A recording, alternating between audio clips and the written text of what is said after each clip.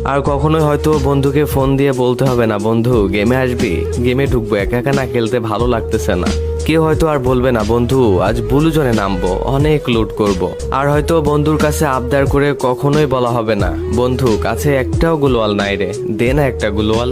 আর কখনো হয়তো বন্ধুর ফুল ড্যামেজ দেওয়া কিলটা চুরি করে হবে না সেই দুষ্টু মিষ্টি ঝগড়াটা।